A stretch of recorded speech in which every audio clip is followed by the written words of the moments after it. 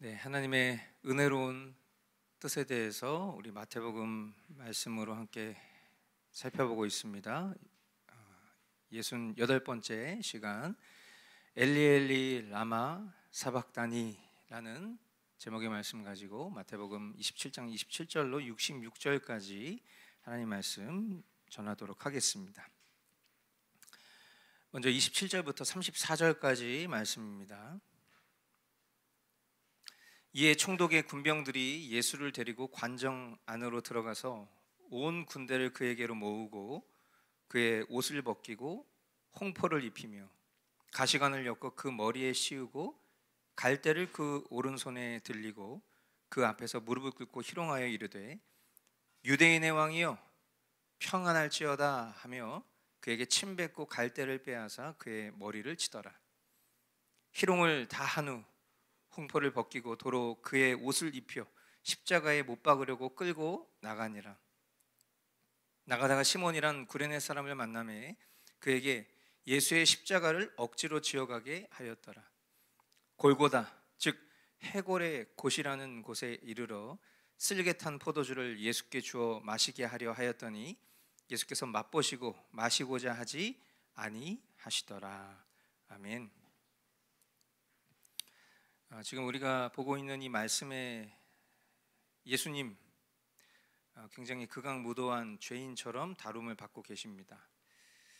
그러나 우리가 아는 것처럼 예수님은 아무런 죄가 없으시죠. 아무 죄 없으신 하나님의 아들 예수님이 이 로마의 군대 이방인들의 손에 온갖 수모와 조롱을 받으시는 장면을 우리가 봅니다. 그들은 예수님을 향해 침을 뱉고 또 갈대로 침도하면서 희롱하고 있습니다. 군병들은 조롱을 다 한 후에 예수님을 십자가에 못 박기 위해 끌고 나가다가 구레네 사람 시몬이란 사람에게 억지로 그 예수님의 십자가를 함께 지게 합니다.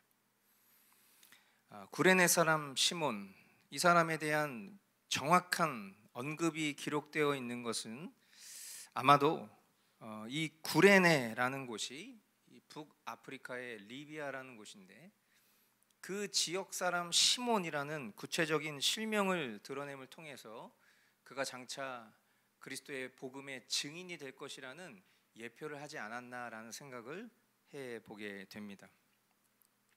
동시에 요한복음 병행 구조를 보면 예수님이 사형장에 나오실 때는 홀로 십자가 형태를 지고 나오신 것으로 보아 아마도 이 구레네 사람 시몬은 예수님이 그 골고다 언덕을 향하시기까지 함께 십자가를 졌던 것으로 보입니다. 골고다 언덕에 이르러 로마 군병들은 예수님에게 진통제 용도로 쓸개를 탄 포도주를 먹게 합니다. 그런데 예수님이 이것을 거절하시죠.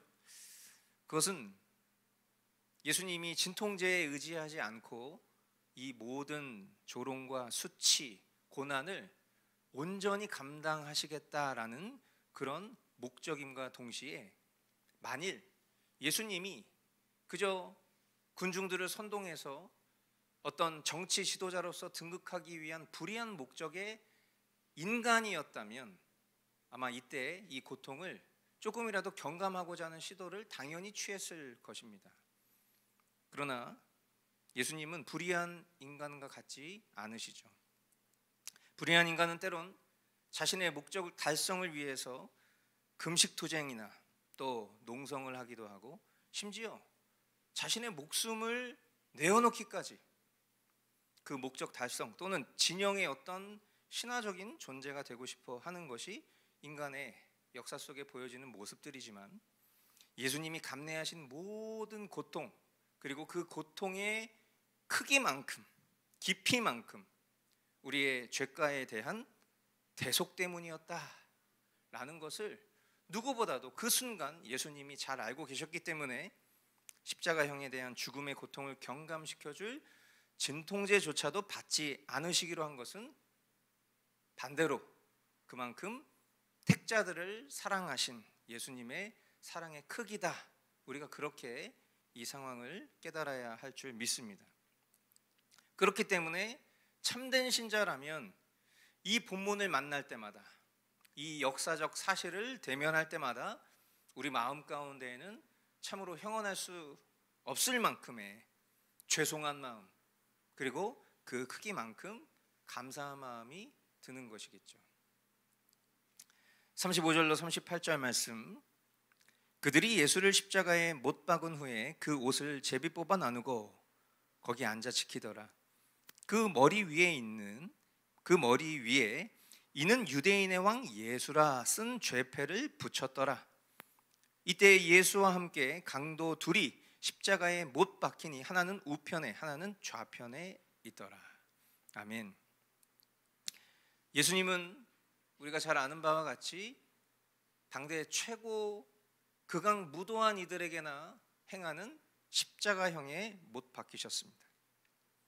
누가복음에 기록된 대로 부활하신 예수님이 제자들에게 그 손과 발에 못자국을 보이셨던 것으로 이것은 어떤 누군가가 지어낸 그런 신화적 이야기 또는 조작된 사건이 아니다라는 것을 우리는 알 수 있습니다. 이것이 사실이라는 것을 믿는 우리에게 우리가 아는 지식과 상상력을 동원해 생각해 봤을 때 예수님이 겪으신 이 십자가형의 고통은 못 박힘과 또 살이 찢어지고 뼈가 으스러지는 고통을 예수님이 직접적으로 경험하신 것이고, 또 그 고통은 예수님 몸에 있는 모든 혈액이 쏟아져 나와 죽으시는 순간까지 고스란히 그 고통을 느끼셔야만 했었던 그런 고통인 것입니다. 이 모든 고통을 감내하신 이유, 앞서 언급했듯 결국 택하신 하나님의 자녀된 백성들을 위함이니 이 말씀을 대면하는 중생한 심령이라면 그 희생과 섬김에 주님을 향한 모든 영광과 존귀를 돌려야 할 줄 믿습니다. 로마 군병들은 예수님을 십자가에 못 박은 후 예수님의 옷을 제비 뽑아서 나눴습니다. 요한복음 병행 구절을 보면 로마 군병들이 예수님을 십자가에 못 박고 또 그 옷을 취하여 네 등분해서 나눠 가졌고, 참 저질스럽게도 속옷은 한 벌이니까 그거를 제비 뽑아 나눠 가졌다, 이렇게 자세하게 기록을 하고 있어요. 이것을 자세하게 묘사한 이유가 뭘까요?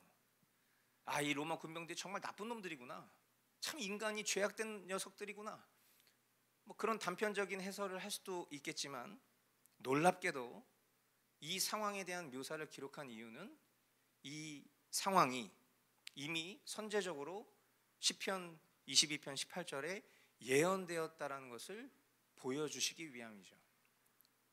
시편 22편 18절, 나의 겉옷을 원수들이 나누어 가지고 나의 속옷도 제비를 뽑아서 나누어 가집니다. 이미 한참 전에 이 다윗의 시편에 장차 다윗의 자손으로 오실 그 메시아가 어떤 환난을 받으실지에 대해서 기록된 것을 고스란히 예수님께서 경험하신 것이죠. 이것이야말로 예수가 그리스도라는 것을 확증할 수 있는 이거보다 더 큰 증거가 어디 있겠습니까? 말씀이 육신되어 오신 분을 우리는 예수님으로 믿습니다. 이러한 이미 선제된 말씀의 성취를 위해서 인간의 몸으로 모든 고통을 감당하셨다라는 것이 참 위대하게 여겨집니다. 얼마든지 하늘의 천군 천사를 통해서 이 불의한 일을 깨트리실 수도, 또 우매한 군중들을 참 지혜자이신 예수님께서 그들을 깨우치셔서 군중들을 다시금 예수님 편으로 돌이키실 수도 있는 그런 지혜자이심에도 불구하고 오롯이 말씀의 성취를 통해서 결국 하나님께서 택하신 이들의 대속과 구원을 이루시기 위한 그 순종과 희생을 우리는 계속해서 이 본문을 통해 마주하게 되는 것이죠. 또한 예수님의 머리 위에는 이는 유대인의 왕 예수라라는 죄패가 붙어 있습니다. 한마디로 그가 어떤 죄목으로 이 십자가형을 지게 됐는지에 대해서 기록하고 있는 내용인 것이죠. 누가복음과 요한복음에는 이 죄패가 각각 히브리어와 라틴어 그리고 헬라어로 기록되어 있다고 기술하고 있습니다. 이 죄패는 비록 그들이 진정 예수님을 유대인의 왕으로 생각해서 적은 것이 아니라 말 그대로 조롱하기 위한 그런 내용이었을지 모르겠으나 그들의 의도와는 다르게 예수님의 신분을 바르게 증거하는 내용이죠. 예수님 유대인의 왕이십니다. 또한 만왕의 왕이십니다. 그리고 놀라운 것은 당대에 알만한 모든 언어로 기록됨으로 인해서 결국 예수가 왕이시라는 것을 널리 알리는 참 아이러니한 인간의 극악무도한 죄악의 그런 의도가 오히려 하나님의 지혜가 되어서 만방에 예수가 왕이시라는 것을 알리게 되는 이런 역사가 생기는 것이죠. 그리고 결국 예수님을 죽인 그들은 누구를 죽인 겁니까? 왕을 죽인 거예요. 예, 반역 죄인으로서 자신의 죄책을 고스란히 감당하게 된 것이죠. 이처럼 무지한 인간의 열성은 자신이 한 행동으로 결국 그들의 죄책을 입증한다는 것을 볼 때 저와 여러분 역시도 우리의 언행 심사를 항상 하나님 말씀에 비추어서 하나님의 자녀된 백성으로서의 지혜와 또 순결, 품격을 지켜야 할 줄 믿습니다. 그리고 예수님이 십자가에 못 박히셨을 때에 예수님 좌우편에 강도 둘이 못 박혔습니다. 바라바 예수만도 못한 또 잡범만도 못한 취급을 받으시면서 죽임당하신 예수님의 십자가형 역시도 놀랍게 이사야서에 이미 선제적으로 기록되어 있는 예언의 성취입니다. 이사야 53장 12절 우리 한 목소리로 함께 읽어보도록 하겠습니다. 그러므로 나는 그가 존귀한 자들과 함께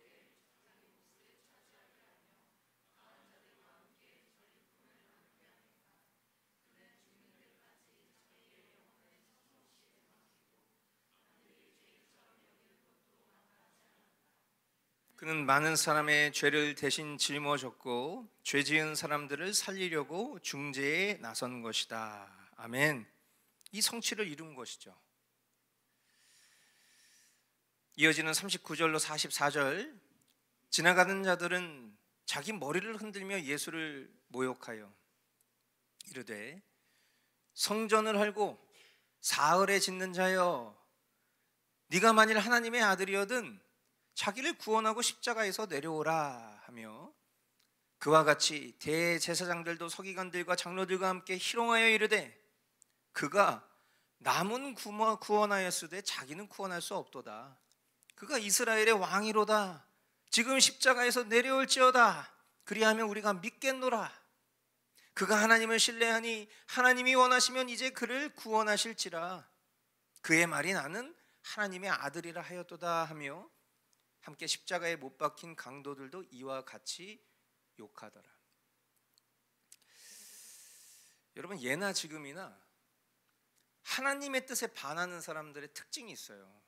그 사람들은 굉장히 저속하고 조롱하는 말들을 참 잘합니다. 아주 자극적인 말들로 결국 자신들의 수준을 드러내죠. 대제사장들과 서기관 또 장로들의 예수님의 희롱하는 말을 보십시오. 그가 남은 구원하였으되 자기는 구원할 수 없도다. 니를 구원해봐. 야 임마 네 자신 네가 한번 구원해봐 임마. 이런 식으로 지금 조롱하고 있는 거예요. 그가 이스라엘의 왕이로다. 지금 십자가에서 내려오세요. 왕이시잖아요. 빨리 내려오세요. 그럼 우리가 믿어드릴게요. 하하하하 막 이러는 거예요. 고개를 흔들면서 내려와봐 라고 조롱을 하고 있다고 묘사하고 있잖아요. 불의한 자들은 자신의 불의함을 알면서도 거짓으로 속이거나 아니면 자신이 불의한 일에 가담하고 있는지도 모르는 우둔한 자들입니다. 어찌 민족을 대표한다라고 말하는 종교 지도자, 지성인, 행정 관료라는 사람들이 죽어가는 예수님 앞에 고개를 흔들면서 이런 조롱을 할 수 있겠어요? 자신의 체명, 명성, 이익을 유지하기 위해서 더 가열차고 악랄하게 예수님의 격을 떨어뜨려야 자신들의 무언가가 올라간다라고 생각하는 우둔한 행동이겠죠. 그리고 그 속에는 또 그것이 진짜 자신이 의로운 일에 가담하고 있는 것이라고 착각하는 그런 우매한 이들이 함께 힘을 모아서 동참을 하고 있는 장면입니다. 그런데 성경이 이것을 또 하나 다른 관점으로 바라보고 있어요. 뭔지 아십니까? 마지막 절에 보니까 함께 십자가에 못 박힌 강도들도 이와 같이 욕하더라. 이건 무슨 얘기예요? 그 지도자들의 품격은 강도 수준이라는 거죠. 같은 죄인의 모습을 보여주고 있는 거예요. 이들 스스로 행위가 얼마나 같은 죄성을 가진 죄인들인지, 그리고 그것이 고스란히 그들의 죄가가 무엇인가 우리로 하여금 보게 하시고 증명하시는 것이죠. 그런데 이 본문에 기록되어 있지 않지만 누가복음 병행 구절에 보면 예수님 우편 강도는 자신의 무지함으로부터 돌이켜 회개합니다. 그리고 그는 예수님을 통해 오늘 네가 나와 낙원에 있을 것이다, 구원을 선포받죠.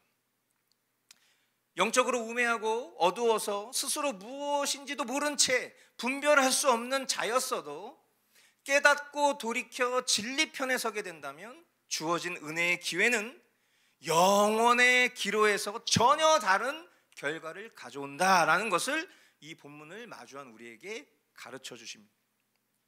그러므로 저와 여러분들의 무지하고 우둔한 그런 영적인 분별력이 깨어날 수 있게 되기를 바랍니다. 그래서 우리가 참된 회개로 말미암아 내가 어느 편에 서야 하는가, 내가 정말 주님이 바로 원하시는 그 자리에 있기를 간절히 소망합니다. 45절로 46절, 난 12시부터 어둠이 온 땅을 덮어서 오후 3시까지 계속되었다. 3시쯤에 예수께서 큰 소리로 부르짖어 말씀하셨다. 엘리 엘리 라마 사박다니. 그것은 나의 하나님 나의 하나님 어찌하여 나를 버리셨습니까? 라는 뜻이다. 아멘. 인류 역사상 피조물 된 인간이 창조주 되신 하나님을 십자가에 못 박아 죽이는 가장 끔찍한 죄를 범하는 시간, 하나님의 진노는 정오부터 오후 3시까지 온 땅이 어두워지는 것으로 표출됩니다. 예수님이 이때 하나님을 향해 소리를 지르십니다. 나의 하나님 나의 하나님 어찌하여 나를 버리셨나이까. 육신적인 고통의 부르짖음이자 또 택하신 자들의 죄를 짊어지고 하나님의 진노를 받으시는 영적인 고통의 외침인 것이죠.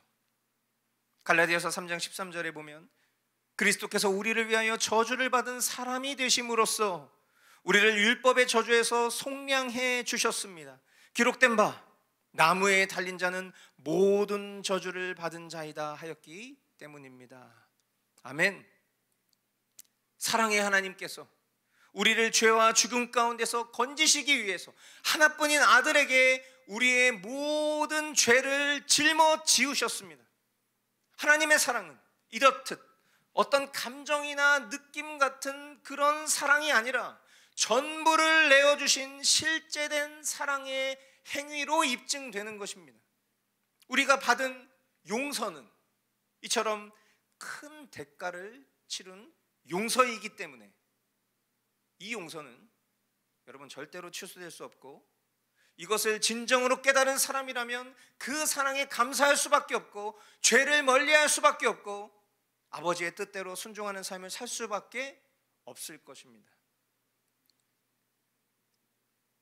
47절로 50절, 거기에 서 있는 사람들 가운데 몇이 이 말을 듣고서 말하였다. 이 사람이 엘리야를 부르고 있다. 그러자 그들 가운데서 한 사람이 곧 달려가서 해면을 가져다가 신포도주에 적셔서 갈대에 꿰어 그에게 마시게 하였다. 그러나 다른 사람들은 어디 엘리야가 와서 그를 구하여 주나 보자 하고 말하였다. 예수께서 다시 큰 소리로 외치시고 숨을 거두셨다. 아멘. 요한복음 병행 구절은 예수님이 외치신 소리를 기록합니다. 다 이루었다. 누가복음 병행 구절은 이렇게 기록합니다. 아버지여, 내 영혼을 아버지 손에 부탁하나이다. 이렇게 외치셨다고 기록하고 있어요.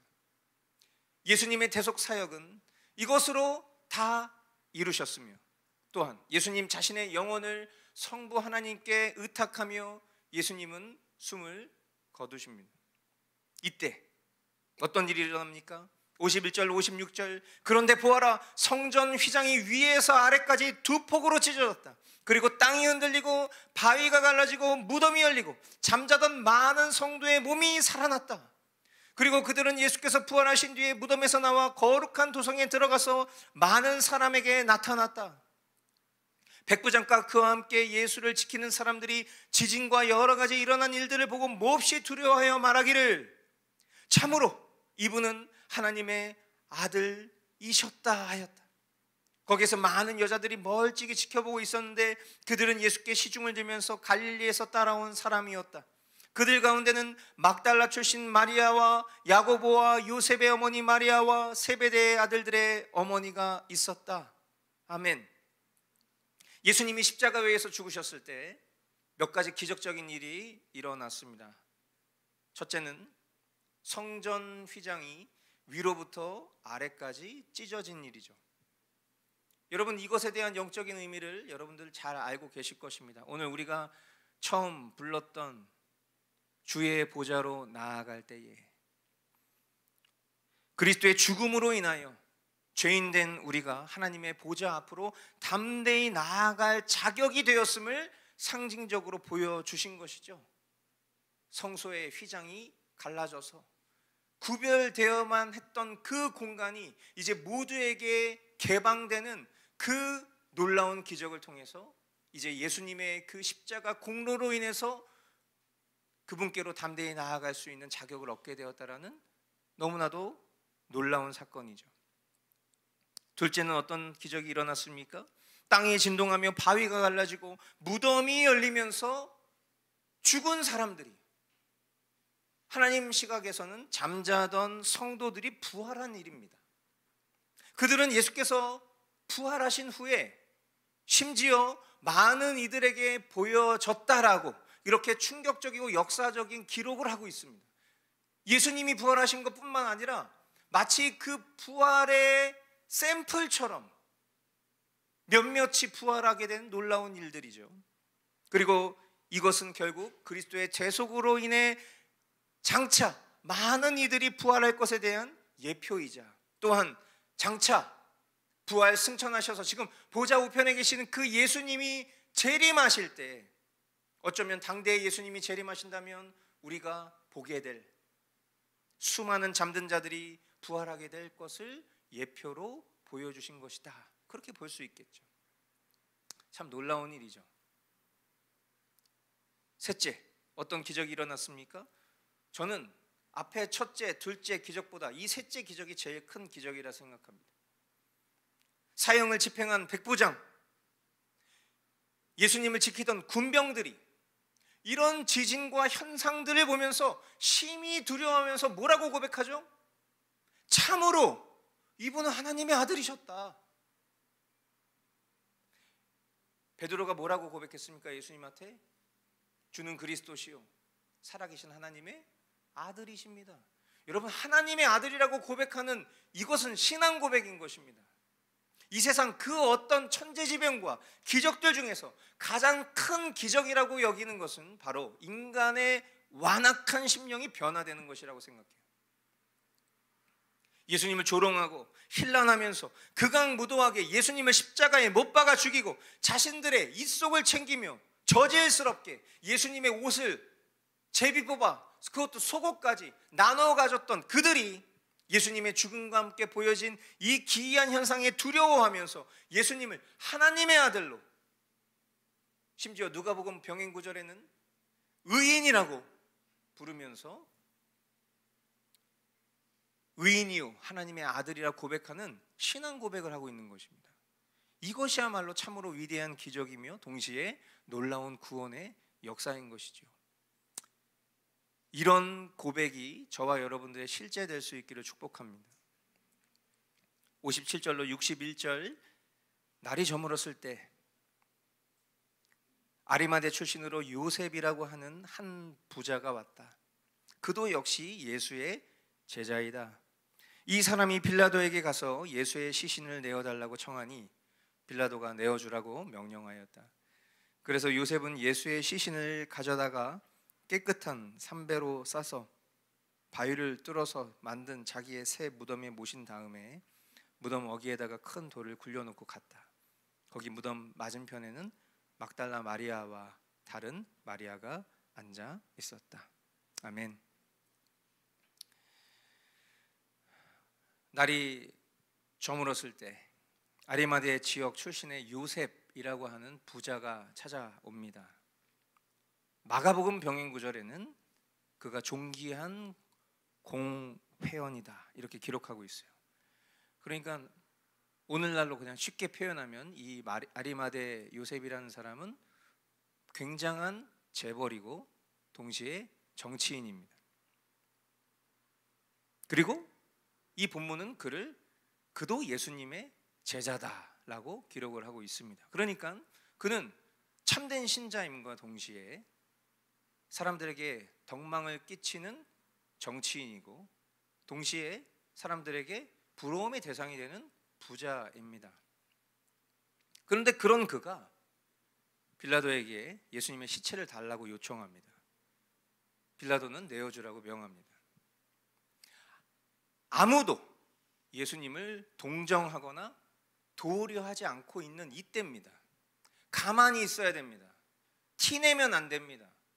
나서면 같은 편이라고 역적 취급 당하겠죠. 그런데 예수님의 장례를 위해서 하나님께서는 놀랍게도 아리마대 요셉을 예비하셨습니다.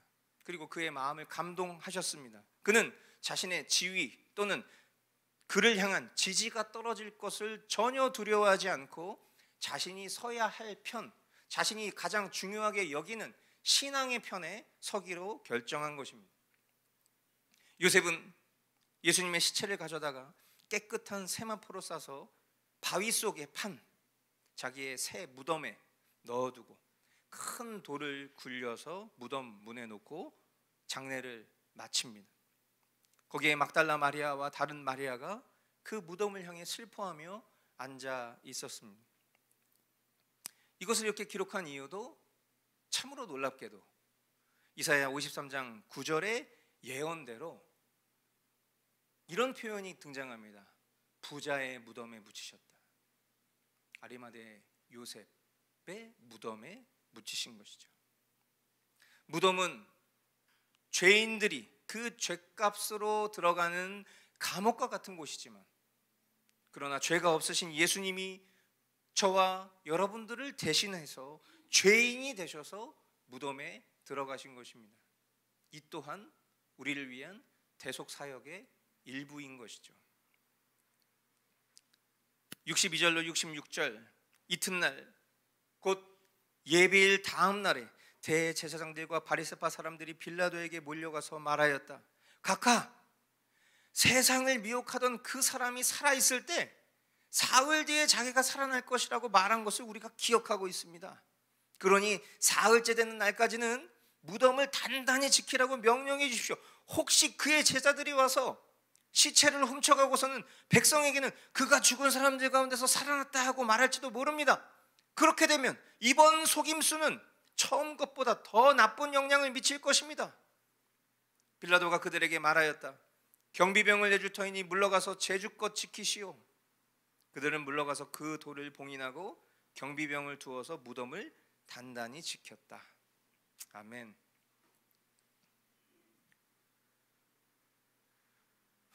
유대 지도자들은 빌라도에게로 가서 예수님에 대해서 뭐라고 말합니까? 세상을 미혹하던 사람, 그렇게 악평합니다. 그리고 예수가 사흘 뒤에 다시 살아나리라 그렇게 말했다고 증거합니다. 그들이 예수님의 부활을 믿은 것입니까? 아니죠. 근데 예수님이 그 말을 하셨던 것을 염두에 두고 있는 거예요. 오늘날 자유주의자들은 예수님이 그런 말을 한 적이 없고 제자들이 후에 이 내용을 삽입했다, 이런 식으로 해석하고 싶어 해요. 그 말은 무슨 얘기입니까? 자유주의자들은 예수님을 메시아로 믿지 않는 겁니다. 기독교라는 종교는 믿는데 예수님을 그리스도로 믿지 않아요. 이럴 수 있습니까? 그러니까 자기의 우매함이 얼마나 우매한 것인지를 모른 채 영적으로 어두우니까 그런 식의 생각을 하는 것이죠. 하나님의 은혜로운 뜻을 대적하는 인간들은 똑같습니다. 그러니까 이처럼 간교하고요, 굉장히 악질적이에요. 성경에 보면 우리가 악한 데는 미련하고, 그죠? 선한 데는 지혜로워야 되는데 악인들은 어떻게 하죠? 악한 데 굉장히 똑똑합니다. 그리고 선한 데 어쩌면 우둔하죠. 유대 지도자들은 예수님의 부활을 상상하지 못했을 것입니다. 그들이 상상한 게 있다면 아마 이런 거죠. 예수님의 제자들이 예수님의 시체를 몰래 훔친 다음에 사람들한테 예수님이 말씀하신 대로 부활하셨다라고 거짓말을 퍼뜨리는 것을 무서워하고 있는 거예요. 그들은 예수님의 시체가 도둑질당하면 문제가 굉장히 복잡해지겠다, 우리 진영이 굉장히 어려워지겠다, 사람들이 또 반대로 들고 일어나겠다, 뭔가 이런 생각을 하는 것이죠. 그래서 적어도 예수님이 말했던 그 사흘만큼은 예수님 무덤을 굳게 지켜야 합니다. 빌라도에게 가서 청한 겁니다. 아주 완벽한 계획을 가지고 있어요. 그런데 공의의 하나님께서는 악한 자들의 완벽해 보이는 계획을 헛되게 만드실 것입니다. 빌라도는 경비병을 내줍니다. 그래서 제가 경비병 보내줄 테니까 여러분들이 제주껏 한번 지켜보십시오, 이렇게 얘기하죠. 지난번에 우리가 함께 나눴었던 빌라도의 죄목처럼 역시 불의한 권력에, 불의한 일에 이 빌라도가 동참하고 있습니다. 이런 상황에서 예수님의 제자들이 어떻게 예수님의 시체를 훔칠 수 있겠습니까? 불가능한 일이죠. 그래서 이것이 오히려 예수님의 부활을 더 힘있게 만들어주는 증거가 되는 것입니다.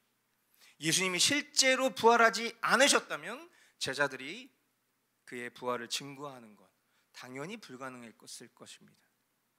언제나 그렇듯 악의 세력이 크고 또 모든 선을 압도하는 것 같이 보였을 때 하나님은요, 그의 권능을 통해서 기적을 행하시는 하나님이시라는 것을 저와 여러분들이 오늘 이 본문을 통해서 마주하게 된 것입니다.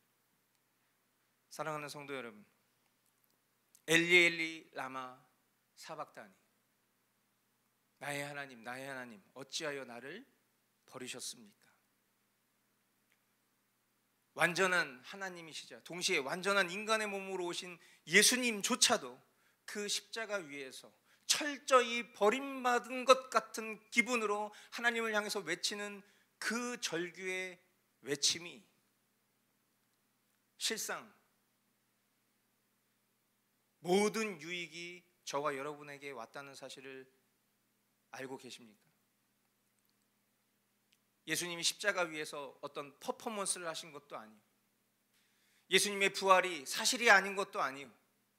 예수님이 찢기시고 고통당하신 그 십자가의 고난이 누군가의 신화처럼 만들어낸 조작처럼 첨부된 것도 아닌 이 모든 것들은 사실입니다. 그리고 그 사실을 성경이 이처럼 상세하게 기록하고 있는 것은 또한 선제적으로 이미 구약에 기록되어 있는 그 예언의 성취를 또한 우리에게 확인시켜 주시기 위함입니다. 그리고 이 모든 것들의 목적이 무엇입니까? 그 목적은 바로 저와 여러분들의 하나님을 향한 사랑, 우리를 대속하시기 위한, 아무런 대속의 가치조차 없는 그런 벌어지만도 못한 죄인과도 같은 그런 우리를 구원하시기 위한 하나님의 완전하신 조치를 우리에게 보여주고 있습니다. 하루하루 우리가 살아가는 일상 가운데 이 은혜를 저와 여러분들이 놓쳐서는 안 될 것입니다. 우리가 어떤 패션 오브 크라이스트 같은 영화를 보면서 그 끔찍한 장면들을 목격하면서 울고 또 찢어지는 가슴을 안고 있지만, 그러나 평범한 우리의 일상 가운데 가면 언제 그랬냐는 듯 또다시 예수님을 십자가에 못 박는 그런 이방인들과 같은 행동을 우리가 살아가고 있다면 무엇이 참이고 무엇이 거짓인지는 하나님만 아시겠죠. 바라기는 저와 여러분들이 살아가는 일상 가운데, 우리의 보통의 날들 가운데 그 모든 순간순간들이 하나님이 우리에게 베풀어 주신 이 은혜를 깨닫고 그 은혜에 화답하며 감사하며 또한 주님께 영광 올려드리는 그런 실제된 삶을 살아갈 수 있기를 주님의 이름으로 축복합니다. 예수님은 십자가 위에서 나의 하나님 나의 하나님 어찌하여 나를 버리셨습니까? 라고 항변하셨겠지만, 그러나 그 고백으로 인하여 우리는 절대로 나를 포기하시지 않는 그 하나님의 사랑을 입었다는 것을 다시 한번 우리 모두가 깊이 깨닫고 우리 하나님 앞에 감사와 영광을 올려드릴 수 있게 되기를 주님의 이름으로 축복합니다. 기도하겠습니다.